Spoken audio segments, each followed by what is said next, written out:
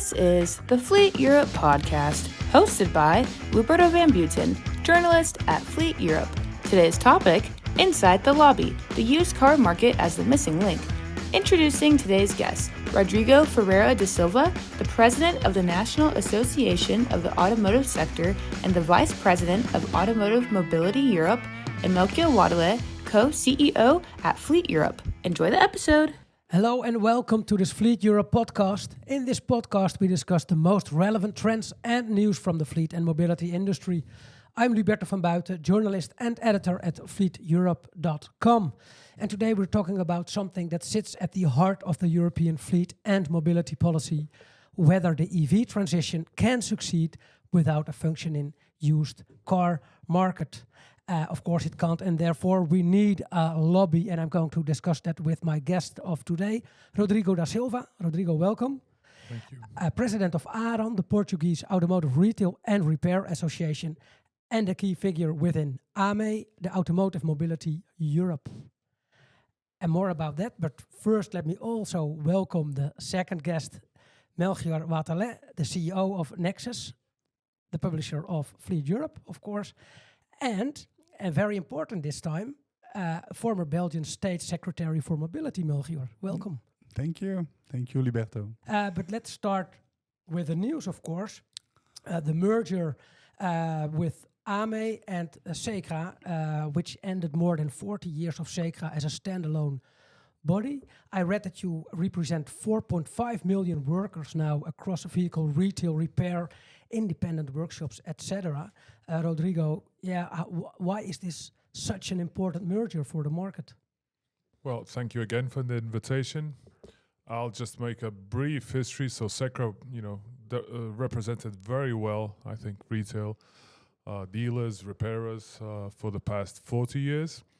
But it really came the time last year that we needed to look forward. And looking forward, curiously, is looking a little bit the years before. And for some time now, CECRA didn't have Germany as a member and France.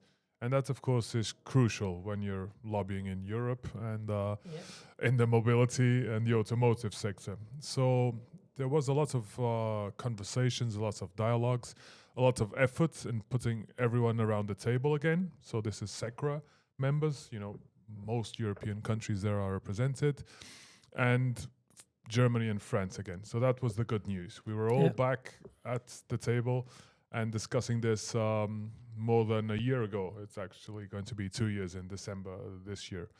And so it was a step-by-step process, and everyone kind of put aside some, national disputes? Not disputes, but concerns. I would call them concerns. Politely said. I would say concerns. You could have been politician. You never know. But yes, we're very happy now that the merger is done. I mean, it's probably the easiest part that has been done now, even though it was a lot of hard work. And now the challenge begins, So we have a united lobbying organization. We moved the offices just last month in Brussels, so very close now to the European Parliament, so we can walk there more times. And I'm very hopeful about the next steps and the future. So after consolidating now the Brussels office, we're looking, of course, to strengthen our position at the European lobbying. Yeah, so France and Germany were not a member of CECRA, but they were member of the AME or AME. Yeah, so they were past members of CECRA in the past. Yeah, and they left 8 years ago, 9 years ago, something like that. And then the plan to get us all together was founding AME. So AME was founded by 8 members: France, Germany, my own Portuguese association, Traxio from Belgium, Volvac from the Netherlands, AKL from Finland, and Automotive from Denmark. So most of these are CECRA members, and then we've managed to do the merger from both sides, work on both sides to find the common road ahead.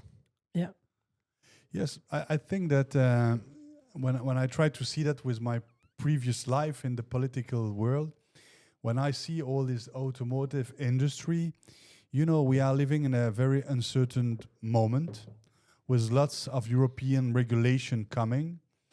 You have European Parliament, you have the Commission, you have the member states to the Council, you have the automotive, the OEM, which are very important, who have direct access to the European Commission, to the European Parliament. Of course, they are representing lots of workers, their brand are worldwide known, it's very important for the European economy.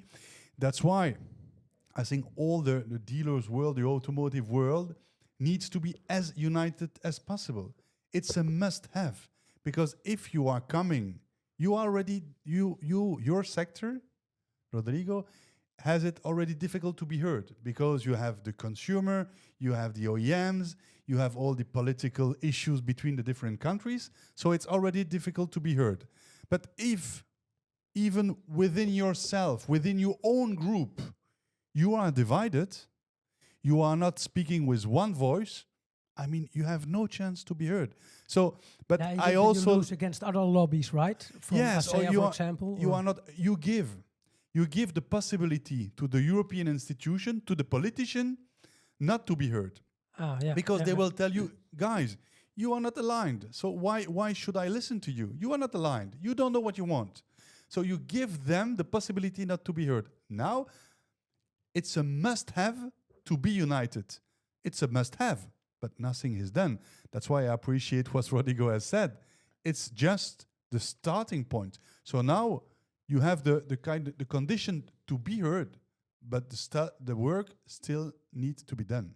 Yeah, I think that's a good one, Rodrigo, because like Melchior says, you need to be aligned and stay aligned throughout the lobby in Europe. You also mentioned that Germany and France were part of CECRA, but they stepped out. Yeah, so now at some point they thought that their standalone strategy would be the best to defend their own national interests. Yeah. And this is not just about automotive retail, it's about Europe. Yeah. We need to choose what we agree on and not continue talking about the things we don't agree on. Yeah. So we will never agree. You won't have 27 countries. You won't have more than 20 members that we have in CECRA and AME. Sorry, still old habits. Habits. Of course. Yeah. But it is CECRA. So we did the merger. So AME is actually CECRA. We merged it. It didn't finish. So the work is continued. But why is the timing so important? Why does everyone feel the need to It's unite going so again? fast, everything today. If you look at the landscape, if you look at what's happening to European manufacturers, if you're seeing what's the Chinese are doing at a extraordinary level in product offensive and technology, if you're seeing the purchasing power in Europe just decreasing, if you're seeing the average age of cars just increasing in Europe, if you're seeing that you have this target for emissions and you're not getting there with the actual strategies that are in place. So there is this need to urgency. Everything is very fast. You have to be agile. But just to go back a bit, we need to find the common ground. There's always going to be different positions, especially if you look at countries that produce cars and have big manufacturing capabilities and the ones that don't produce. That will be a different position all the time. So we really need to focus on what unites us and not what divides us. And that is the main, I think, job of any European organization, be it an association, at an automotive retail, be it a political party, be it at the European Parliament. So, be humble, take small steps, but united steps. That's. I'm totally agree with you. So we need to be focusing on what makes us stronger and more united, and not what makes us divided. I read that there are a couple of themes that your agenda covers at this moment: the access to vehicle data, fair competition with the OEMs, and affordability for end users. Are these equal priorities, or does one stand out above the other? I think they're all, very important topics. I always like to start from the top down as a concern. Yeah. So the OEMs have to be, one of our best partners in all of this. But it's now been more than a century. Then, you have Ford building the T model and mass producing cars. And the power has always been on the side of the industry, It didn't happen in other sectors. If you look at, the food sector, if you do the big distribution across Europe, most of the power has shifted from the industry to retail. Yeah. It doesn't happen in this case of the automotive. Oh. I don't think we need to have, more power than the OEMs, or we need to pick a fight with them. It's not that. But we need to, we need a more fairer playing field. It can't be always the industry dictating what's going on. Yeah. And for me, it's, if you're having a retail association of a European level, you should, be sponsoring and promoting retail. Industry has their problems, they have their challenges. And sometimes in retail, dealerships, for example, we live too much their problems. And they have an excellent association to deal with that. They have a lot of people working on that, daily, be it in Brussels, be it across all European countries. So we need to focus on retail. And if we focus on retail, then the other topics are really important. So that's the protection of the consumers. That's the free to repair cars. That's the information, who owns it, how we can use it, how it can be, accessible for all this multi-channel, which is automotive today, and not the only omni-channel that used to be in the past through dealers. Does the fact that OEMs are looking at agency models also have something to do with it? That you need a strong lobby or association for the retail, because they are less involved in an agency model with the end consumer, right? That it's protected by the OEM, I think. But I mean, I fully understand that the industry, they still have a big power. And towards politician, when you are representing one of the biggest industrial sector in Europe, which politician would dare to say, I don't care about you?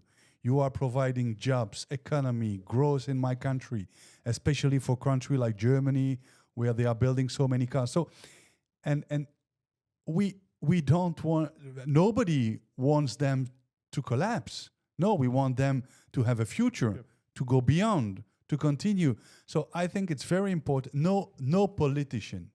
I don't see who would be crazy enough not to support them. But we need to support them in the right way. And supporting them in the right way doesn't mean that having stronger dealer cannot be good for them as well. I take just one example, just to try to make it clear. Transparency about status of health of the battery in EV cars. If in Europe we are the champion of the transparency of the EV battery with certified systems, with full transparency, with a clear trust built with the end consumer, with the dealer, with any actor of that sector, it can, I think, be good and for the industry who wants to invest in that topic of the EV. It's good for Europe because in terms of sustainability, we are trying to be a bit quicker and more responsible than other continents. And it can be also good for all the dealers area to prepare themselves and to be a real actor in that, I would say, evolution of the EV cars.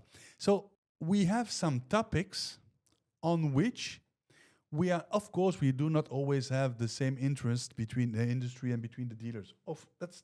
It can happen, but trying to find the topics on which we can come with solutions and where everybody can look in the same direction. Let's be focused on those topics where Europe can be seen like an example, rather than being focusing on the things which are not going well. Okay, I understand, and I want to come back to you, because this is indeed also one of the things I meant with my question, that take the transparency. Dealers need to have all the information about the cars, about the clients. As a used car dealer, used cars are getting more and more important for their economics. But the OEMs are protecting more and more of the data, right? So I can imagine that is one very important issue, like Melchior also mentioned, the transparency and the right to have the data to service your customers. Yes, but we must not forget, the headwinds on manufacturers, European manufacturers today are tremendous. Pick a topic and they're worried about it, and they have an issue. Okay, this is so. If we start with global competition of what's going on with regulations, they have to apply and what that costs them in Europe. So they are worried in many issues, and I completely agree. A stronger dealer network will help the manufacturer that has that dealer network to succeed in the future. And you're seeing that with new entrants in the European market. If you see what the Chinese manufacturers are trying to do with, many of these networks and getting quickly established network in Europe, there is no question of the importance of the dealer. But one thing is the importance of the dealer. Another thing is, the challenges and the way the market changed in the past years. So we have to put the dealer today in a multi-channel approach to the market. They have clearly to look at new sources of revenue, if you're considering electric cars coming in fast in after sales. And we know after 4 years, traditionally a car leaves the dealership and goes to the independent repairer. You are seeing a lot of pressures around insurance and finance revenues from the dealers. Just see what happened with the UK, what's going on there. So there's tremendous headwinds in the manufacturers. So definitely a good dealer network will help them go along with this. But I always like, probably because I come from a marketing background, look this on the consumer perspective. And today the consumer in Europe is buying more expensive cars. But electric is a choice now, and it's fundamental we keep the lead on this. Because actually, I think it just came out from the UK, for example. It's cheaper to buy, in average, an electric car in the UK than an ICE engine car in the UK. Okay. So the economics is not there. This is, some information for I think I've even read it this week.